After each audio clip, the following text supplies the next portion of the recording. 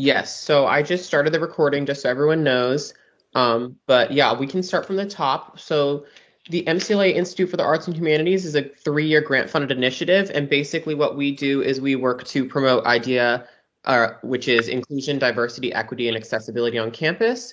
This Unlikely Conversations series is a 3-part series, and we'll keep posting on our Facebook and Instagram pages about when the next events for those are going to be. This first one is From Art to Impact with Liza Donnelly. Thank you so much, Liza, for helping get on here and working through all the audio difficulties and everything. But we're glad we can at least hear you now.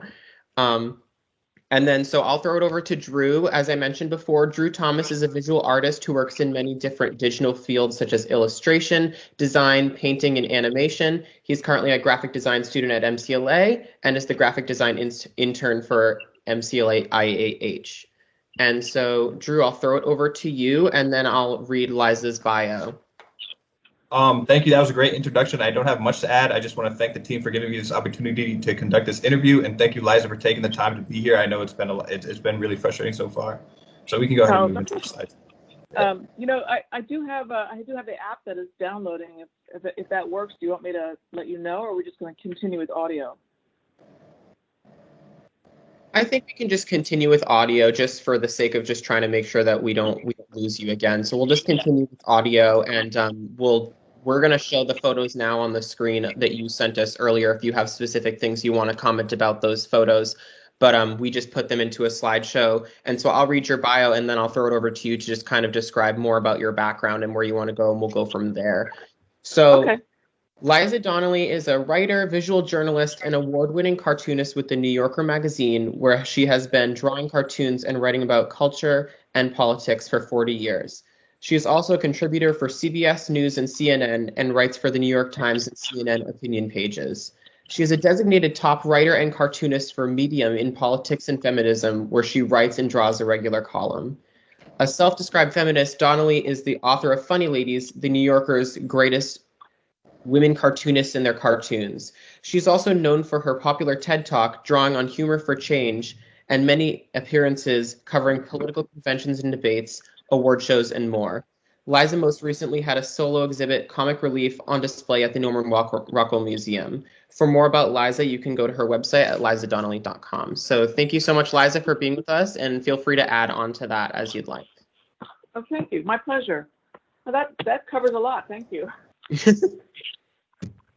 Okay, so I could tell you that I was born in Washington D.C., which during the civil rights and women's movement and Watergate. So I think that affected a lot of who I am as an artist. Yeah, that's definitely good to know. Drew, do you want to start with the questions then? Yeah, I'll just go ahead and start. We have a lot of questions here. I know that we wanted to leave like 10 minutes at the end for questions to answer those, but I'll just ask the questions, and I think my team's gonna manage the time, and they can kind of interrupt when they feel like it's time to ask questions. So okay. Anyways, as Declan just mentioned, you take on many roles, including a writer, cartoonist, visual journalist. So my question is, how do these all contribute to who you are and your overall goals as a creator?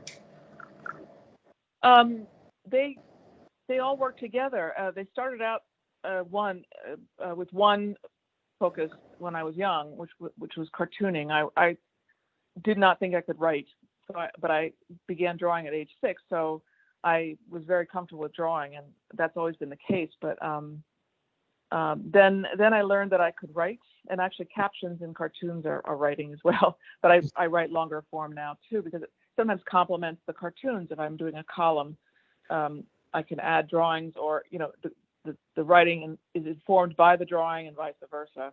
So they complement one another. Hopefully they stand on their own individually.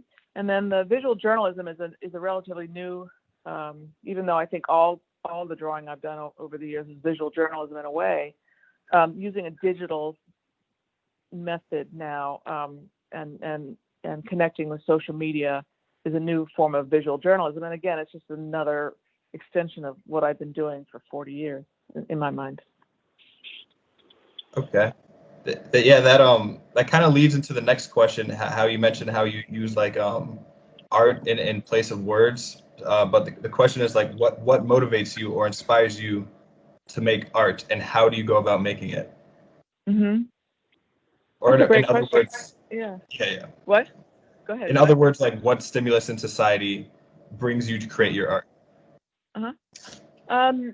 When I was little or young, little and young, no, I'm not little, but when I was young, I was impressed by what was going on around me. It was a very difficult time in our country, like now.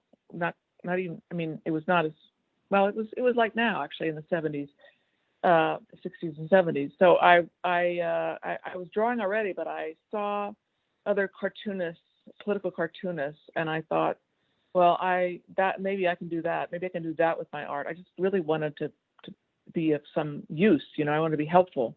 So I started drawing more political leaning cartoons early on, and that was the motivation. So I'm the kind of cartoonist that's very clued into the culture and to politics, and that's what I like to draw about. Even though much of it comes from my personal feelings and my personal experience, it's more outwardly directed, outwardly influenced. I know some cartoonists who are totally inwardly directed. I'm not really like that. So the environment is important to me. I like to comment on what's going on around me, and I like to communicate with others. Yes, that kind of reminds me. I was actually reading the your Washington Post article that was published recently, and you said something about like how the political atmosphere is so loud right now, and art is just a quiet thing, and that makes everything. I forgot exactly what you said, but I really like that quote, and I feel like that relates to what you just said. But I mean, thank you. I think that art can really get at an issue. I think we're going to talk about this a little bit later, but it can get at an issue from a different direction, and it can be calming. Art can be very loud as well, but I'm less of a loud cartoonist than some other people. Yes, and yeah, I think we will get into that later. But another quote that I read from that article that kind of leads into the next question is you mentioned art as being a satisfying way to express what I saw and felt without stringing words together, and that just made me think of how there's so many forms of expressions without using words, and that kind of fits into the theme of unlikely conversations, because when most people think of communicating, they like associate that with using words and talking. But so the question is, art in its many forms has been an integral part of many societal movements throughout history. What are some of the ways in modern times that art is used to affect social change? That's a great question, a great quote, and a great topic. Let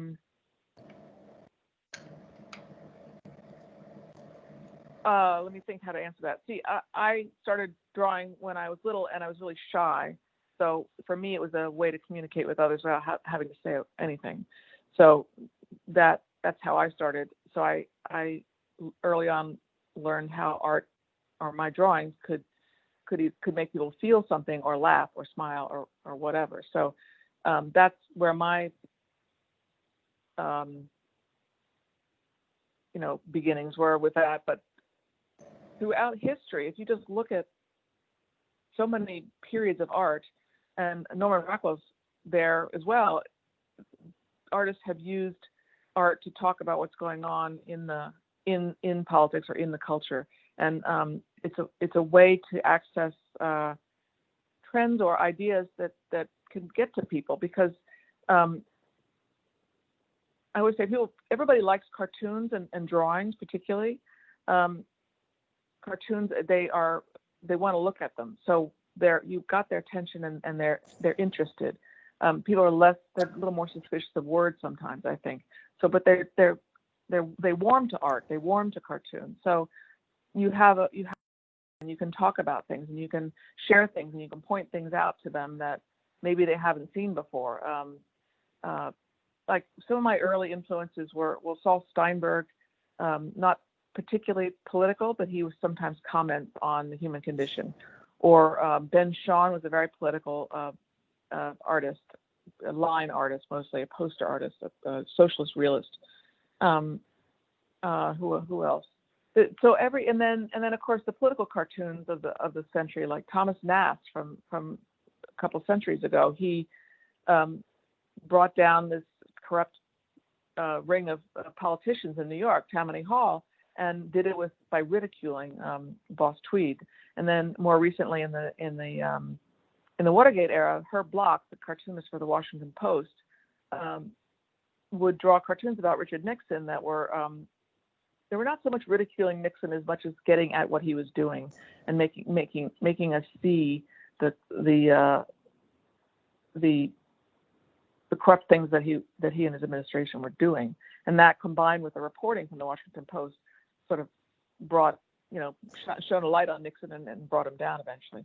So there's so many more examples. And you think about the women's marches, for example, in 2017, there were lots of posters, and people use visuals on posters. And posters, there's a whole history of graphic art in protest. So there's so many different ways to use graphic art to draw attention to an idea. And then even smaller things, like in my cartoons for the New Yorker or other places that are simple cartoons with a caption, I can sometimes do a cartoon about a gender issue or a feminist issue that is very subtle, but it makes you aware of maybe something silly that's going on in our culture and how we're treating women.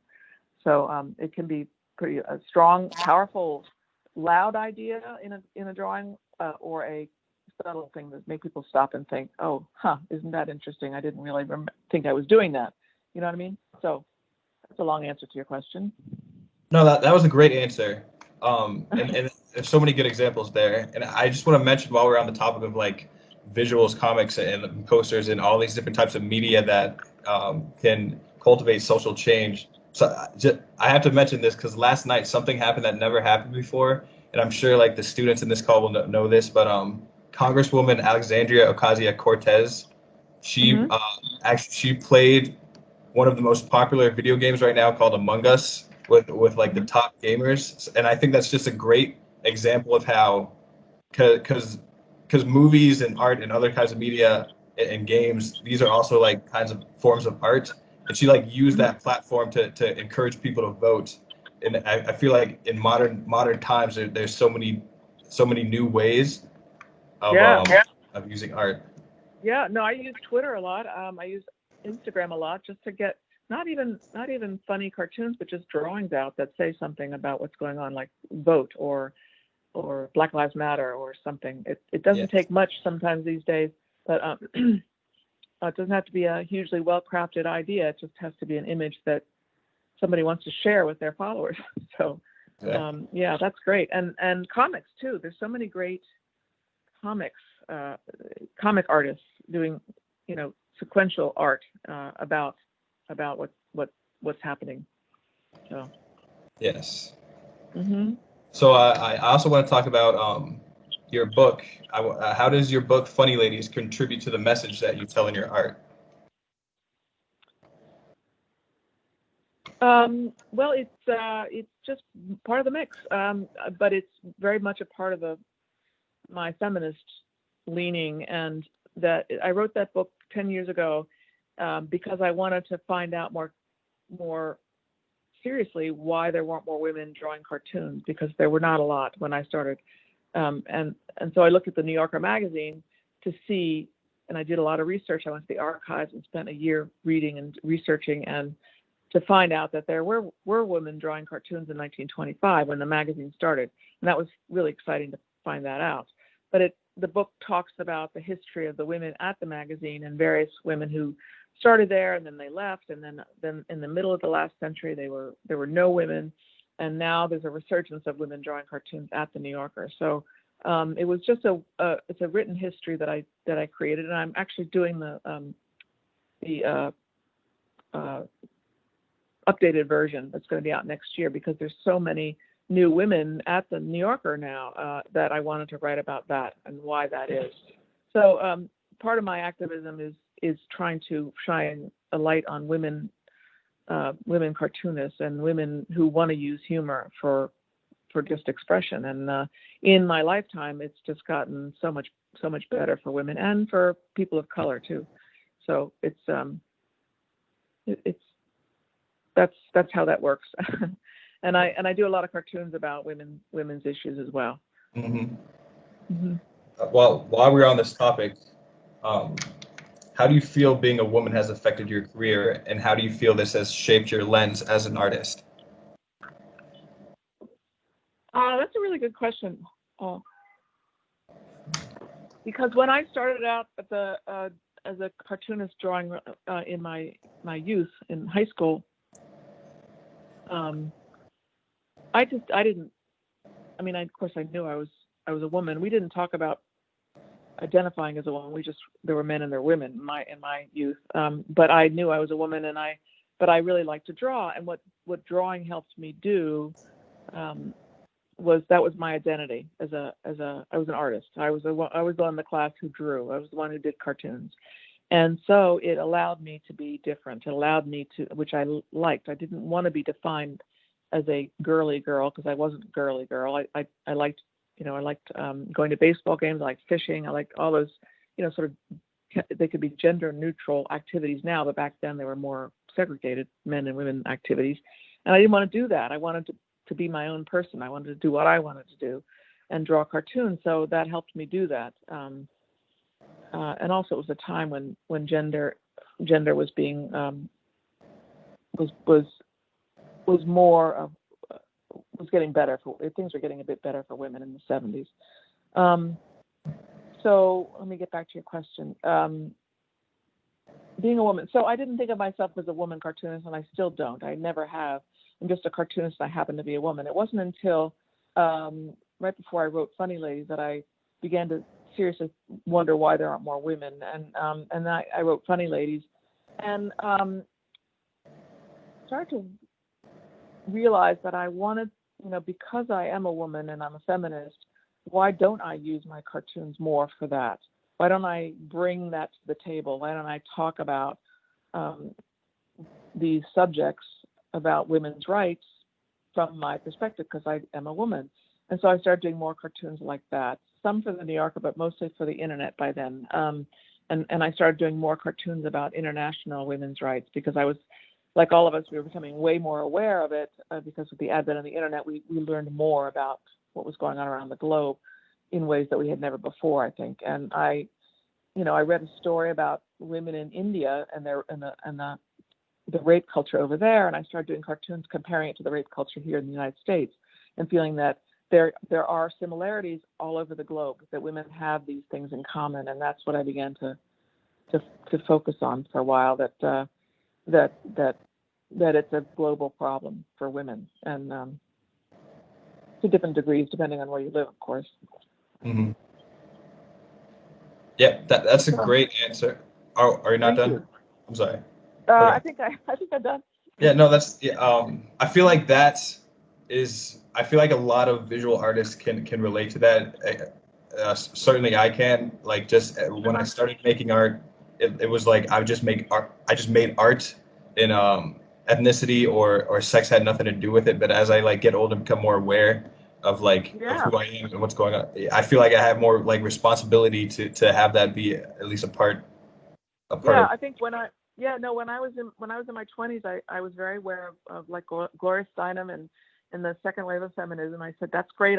That's wonderful. Thank you very much for doing that. And then I thought, but we're fine now. And that's what I thought.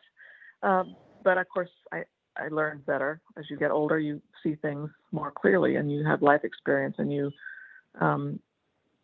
begin to focus in on things you hadn't seen before. And so,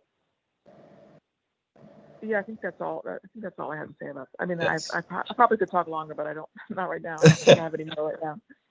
It's okay. So this next question, I think we talked about this a little bit before, but I think it's such a good topic.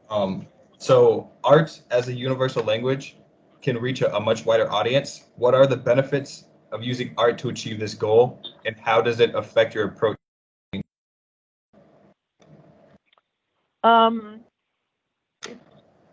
I think I mentioned that I was suspicious of words when I was little and I was shy, and I drew a lot for that reason. And so usually my drawings didn't have a lot of words in them, if any. And so I was comfortable with that. And I also when I was in 10th grade in high school, I lived in Rome for a year with my family. And so I got exposed to international cartoons. And a lot of the international cartoons, even back then in the 70s, they didn't use a lot of words. And that's because oftentimes international cartoonists want their work to travel and be read by people who don't speak their language. So they know how to do that beautifully, and they still do. And it's even more, because of the internet now, it's even more a tool that artists abroad use, particularly in countries where they don't have free speech. Like Iranian cartoonists, there's a lot of them. It's a real tradition there, and they use their cartoons on Facebook to talk about issues in their country or in the globe that are important to them. And they use, often without words, because they have to. And I think it's a great way, and I learned so much from watching my international friends use visual metaphors and beautiful imagery to say something. And I'm not a scientist or a researcher, but I feel like art can get into people's souls in a way that that words might not, maybe with poetry the exception. But it grabs people in a heartfelt way, less of an intellectual way. So that's why I think it's great to do. And I try with the New Yorker. It's not so much New Yorker. I sold a number of captionless cartoons to them without words, but more recently they usually tend to have words. And so my non-verbal cartoons are mostly political, and I publish them on Medium. And I think it's a nice, refreshing break for people to see a visual statement instead of having a lot of words mixed in with the cartoon. I know a lot of cartoonists use words in their cartoons, and that's one style of doing it, but I prefer trying to get one statement quickly, succinctly, and visually. That's a great answer, and I think that using comics, like all the elements that come with it, like humor and the visuals, it just, like you were saying, makes it more impactful as opposed to like a discussion or like an argument or a debate, where I feel like it helps reach more people. Just like with other forms of media, like the feeling you get when you leave a movie, like people after watching Black Panther, they might have like a little perspective change and stuff like that. So I think that's everything you said is a great benefit of using art. Yeah, that's a great analogy with movies like Black Panther. You come away with a lot of visuals. It's visually potent, that movie. Yes. And it's too. Mm-hmm. All right, so I have another quote by you that I liked. I found this quote. I draw cartoons to show people things they may not have noticed before, things that I see. This is an interesting statement. A lot of art is meant to help realize the deeper layers of aspects of life. Can you elaborate on what you see that other people may not notice? I guess there's two parts of that answer. The first being doing cartoons about cultural traditions that we might not notice or think about. I'm trying to think of an example, but hold on, I'm thinking. Like there's one that I did. It was not in the New Yorker, but it's a cartoon, and it's pretty. It's a bit strong, but it's a woman standing there looking in a mirror, and she's thinking to herself, and she's just thinking. The drawing is captioned. It's captioned at the top. It's like a titled cartoon. It says, "Oh God, I can't remember what it says. I'm sorry, but It's okay. It's something like, "Will I be raped?" And she's looking at herself in the mirror, thinking, "Is my dress too short? Is my eye makeup too strong? Is my blouse too tight? Is my high heels too high? So this woman is looking at herself in the mirror and unconsciously thinking these things to check to make sure that she's not going to get attacked by somebody when she walks out the door. And so that's that's just me commenting on some of the things as women we in our society make us consider on a daily basis, and it's something that I think we're more aware of now. That cartoon was drawn maybe 10 years ago, but before the Me Too movement. But it's that kind of thing. And then the other issue is just drawing things out in life that I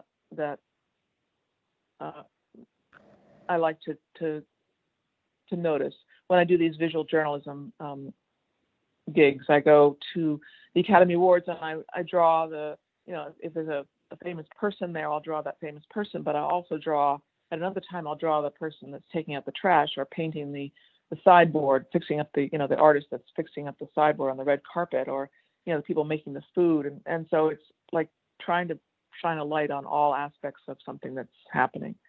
And that's what art can do. Yeah, I think that is that example you said at first. I think that's absolutely an amazing example, and I'm sure it was a big problem 10 years ago, but it's also a problem still today. And I think it's so important for people to make these cartoons, because like people, just for like kids who might not have parents who talk about it, just for them to have a place to, because that so many I guess for this example, so many men, they just have no idea. Even if they're not bad people, they just wouldn't understand. But seeing that cartoon can help give them that perspective. So I think that's really important. Exactly. Yeah, that's so true. I think people don't. I mean, you go through your life, and we all have our own focuses, right? I'm very focused on women's rights, so I know a lot about it. Not as much as some, but I know a lot about it. And I think about it a lot. But I don't expect everybody to think about it. I do expect people to treat each other with decency, but I don't expect somebody to know what I'm going through or what I feel. So the cartoons can bring that out in the open sometimes. And then there's funny ones too. Like there's one I did that was in the New Yorker. I do a lot of caveman drawings, which is a little strange, but for them, I do. A woman is talking to a girlfriend. They're both cave women, and they're just talking about something. And this one woman's showing the other woman her hand, and it's got a ring on it, so it's like a diamond ring. And she's saying to her friend, she said, it was really strange. He got down on his knee and he handed me this rock and asked me to spend the rest of my life with just him. And that's the joke. So it's like I've been married 32 years, so I'm pro marriage. I mean, I like marriage. It's a great thing. It can be great.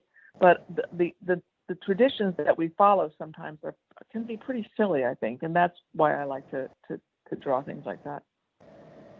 Does that come across in a verbal telling? I didn't put that in my images, but does that translate in a verbal? No, I thought that was hilarious.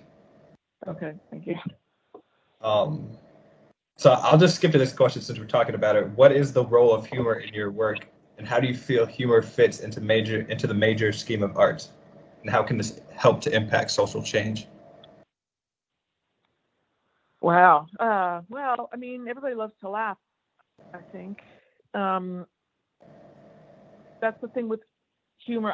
I did do some research years ago before my TED Talk about humor, and read some things about how humor works, because I don't analyze it, I just do it. But this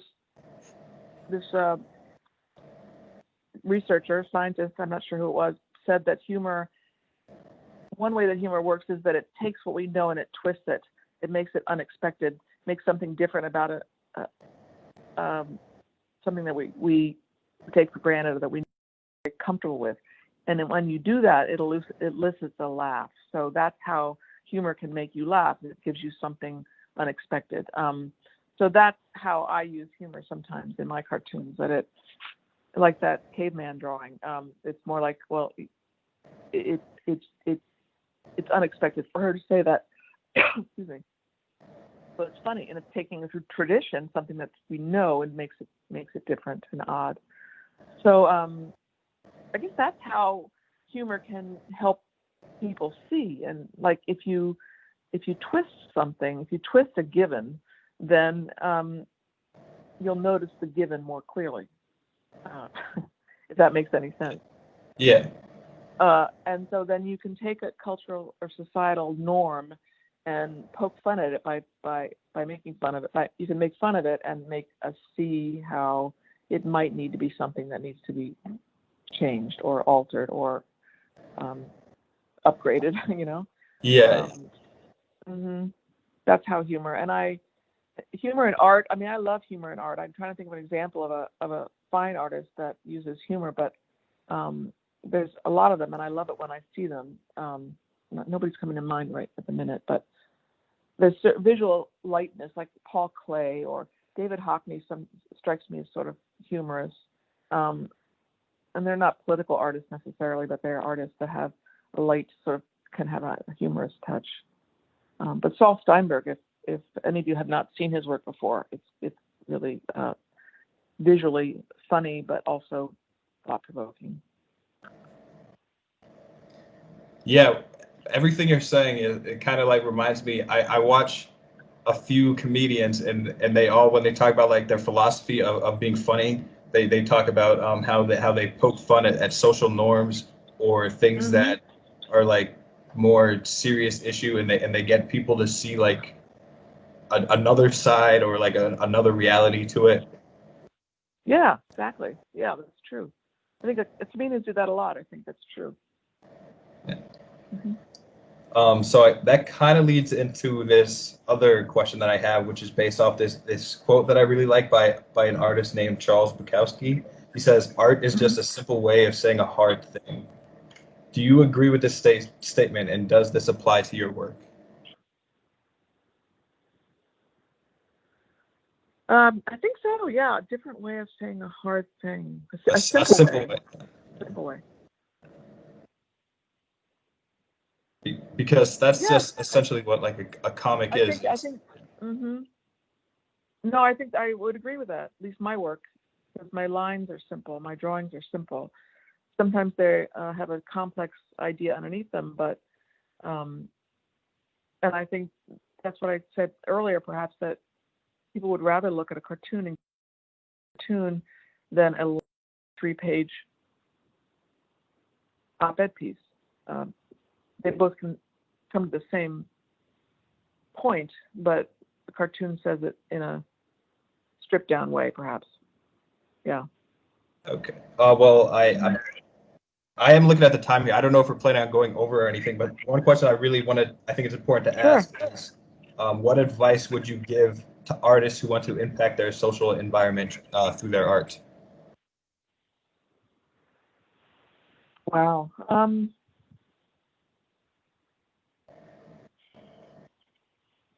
I don't know, just listen to your heart and draw what you want. Draw what you feel is important to you, and what you think needs to be changed. And just keep trying things, keep doing it. And don't be too hard on yourself if it doesn't work. That's what I create so many drawings, and many of them don't see the light of day. You just have to keep creating stuff over and over and over again until you get it right. And you may not know you're getting it right until somebody tells you that it meant something to you. But you have to do what is true to you, not what other people think you should do. Okay. It's sort of a philosophical answer, but no, that's a great answer. I mean, we have so many opportunities now to put stuff out on the internet, which I didn't have starting out. So that's really great. There's a lot more platforms now online. All right. And final question before I guess we can open it up to questions is, where do you see art taking us in the future? Or like what do you think art's role will be in impacting our social, political, and overall future? Do I think it will, or how will it? Where do you? Will and how do you think it'll affect the future? Yes and yes. Yes, it will. I think if you look at media now, it's getting more and more visual, and I think a lot of publications are using more graphic art, like cartoons and animation. So it's becoming more integrated into our written world than ever. Our written world than ever before. So that's going to continue, and I think that's great. I mean, even something as small as when I was raising our daughters, they were learning to write in grade school and they were given an assignment to write something, but they were also, in addition to the writing part, they were told to do a drawing to go with it. And that, to me, is fantastic, because I didn't get that opportunity when I was growing up. So people are, from an early age, learning how to draw and write, how to use their skills as a drawer to express. I hope that's true around the country. So I think it's just going to continue, and it's going to keep impacting our world. I hope so. I agree, and I think that's great. That I feel like as somebody who's been drawing, I feel like it's always been given me. It's given me a voice, which I think you touched on earlier. Like Yeah. for people who it's, I feel like it's, for some people, that it's just the perfect way of communicating, or like even now. Yeah. I agree. I was going to add on to what you just said, because I think that this time is a very stressful time for everybody. And I've been drawing every day on Instagram TV at 5 o'clock. And people tell me that it's very soothing to watch me draw, and they like it. And I talk while I draw. And so I'm aware that what I do is helping people during the pandemic, and during the Black Lives Matter protests and the election, and then on top of it, I feel lucky that I can draw, because I feel like I'm doing something, and I may not be doing much, but at least I have the satisfaction to feel like I'm helping in some way. And if you have that drive, if you can draw, if you want to draw, it's really rewarding. And then if you can draw or paint and help other people, then it's even better. So I would 100% agree. Yep. Mm-hmm. So I think we can open it up to questions from everyone else, but I wanted to note before we did that, like, Liza, you said before that you kind of got into this mindset of we're fine now, and that's something that really, really stuck with me, because I think sometimes it's hard to get yourself out of that mindset of like, oh, someone before me did this, so the problem's fixed. Like, people are like, oh, we fixed that problem, we don't need to keep talking about it. But I think what's so important is keeping these issues and these things that are constantly developing in society, keeping them in the conversation and not residing to like the we're fine now attitude. And I liked how you kind of talked about that and how that brought you forward to want to continue to draw and address these issues. So I really liked how you brought that up. Thank you. Yeah, it was interesting realization for me to. I don't know if it was like a one aha moment or a gradual awakening to how things are like, I think things are changing so fast now too. This was even before the internet. So, but thank you for saying that. Yeah, of course. So we can open it up to questions from the group. If anyone has a question, you can just unmute your mic and speak, or you can raise your hand and I'll see the raised hand and I'll call on you.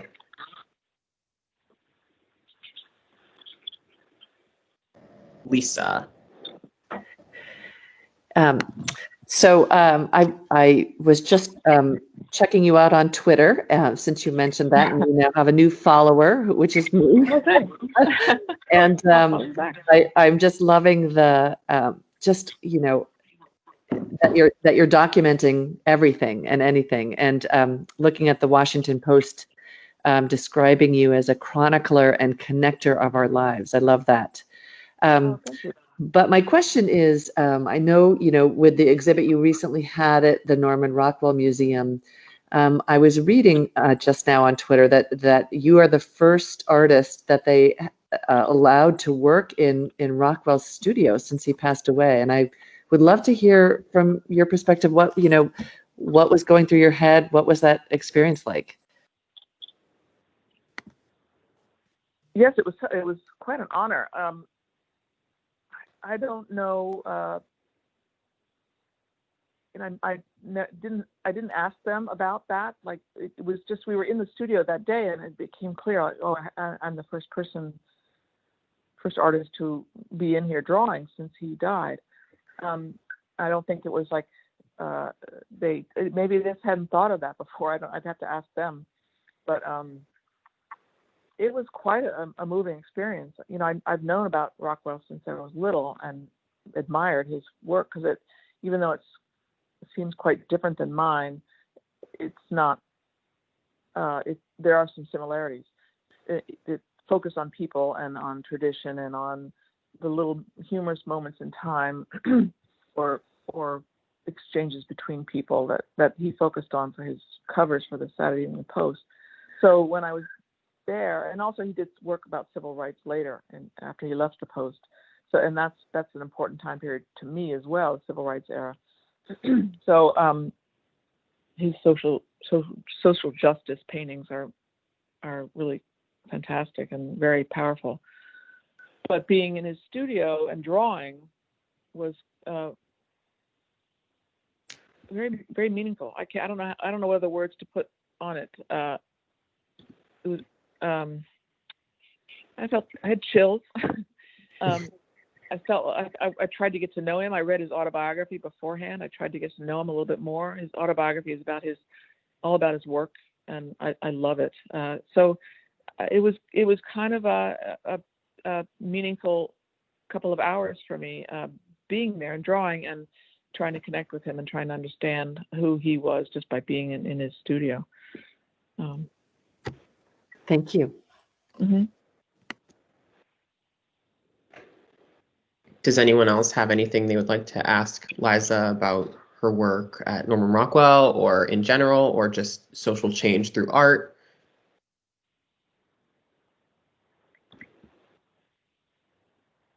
Noelle, do you have a question?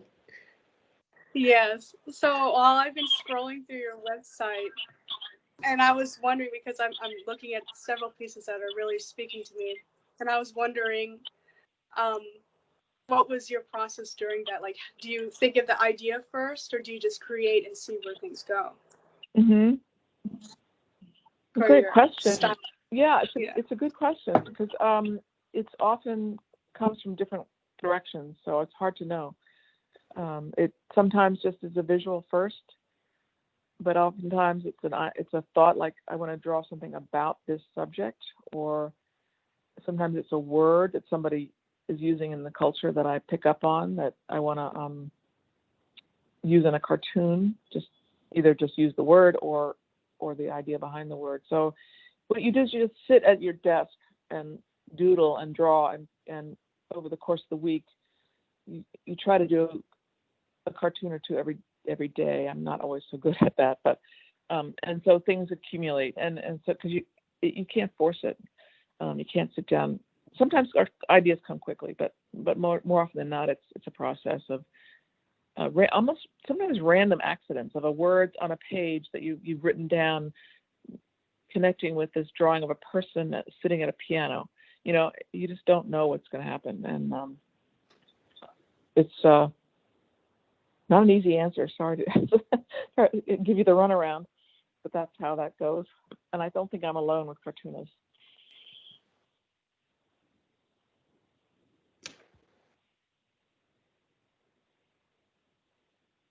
Anyone else have any questions they'd like to ask?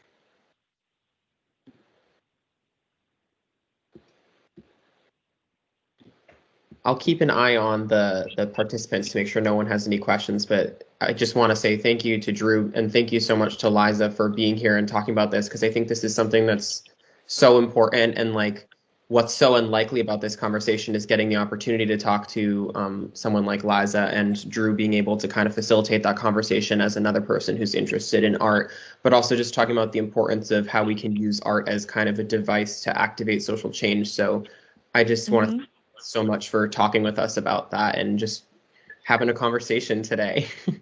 Well, thank you. Yes, it was really fascinating. I thank you for asking me these questions. I just want to say thank you again for the opportunity to ask you these questions, and thank you, Liza, for letting me ask you these questions. It's been an absolute pleasure. Likewise, and I'm sorry I can't see you all, but it's very, very strange that in this day and age we couldn't make it work. After this, we will share the recording on our Facebook page, and it will be on the Canvas page as well, though. So we'll be revealing some resources after this. We can email all the participants, and Liza will make sure to share those with you so you can see that as well if you want to watch it back. But keep your eyes peeled on all that, because we'll make sure to reveal some resources after this that can help to expand on the conversation. But thank you to everyone for coming. If anybody has any further questions for me, they can funnel them through you, and I'll be happy to answer them. Awesome. Thank you so much. Yeah, we'll do that. Okay. All right. I'm going to stop. There's also, I want to tell you something more. One more thing. I'm on a panel tonight to talk about a cartoonist you may know, Jules Pfeiffer, and it's through it's on my website. I'm sorry, it's on my Facebook. The link, but I'm talking about Jules Pfeiffer with Matt Worker, who's a political cartoonist for Politico, and also Keith Knight, who's a political cartoonist. I don't remember what his base is. He's a comic artist, but he also has a new series out called Woke. It's a it's a Hulu series about being a Black cartoonist. So it's going to be an interesting conversation, and you all should, because he uses humor. Keith uses humor to talk about being Black, and I think that's fascinating. So you should check him out if you can't watch tonight. Oh, awesome! Thank you. Yeah, I think Erica just put that in the into the link of the chat, so everyone can check out in the chat as well if you want to check out that conversation. Thank you for bringing that up, guys. I didn't even know about that. Yeah, I forgot about it until just now. I mean, I knew I was going to do it, but I thought to mention it to you guys. I also wrote it down, so I'll definitely be including that in the resources for everyone to look at later. Woke. Woke is his show. It's the new Hulu show, and it's really good. I've watched it, some of it, and the conversation tonight is with an improv festival in New Orleans. So I don't remember the name of it offhand, but that's where this conversation will be tonight via Zoom. Awesome. Thank you. Okay. Well, I'll stop the recording now.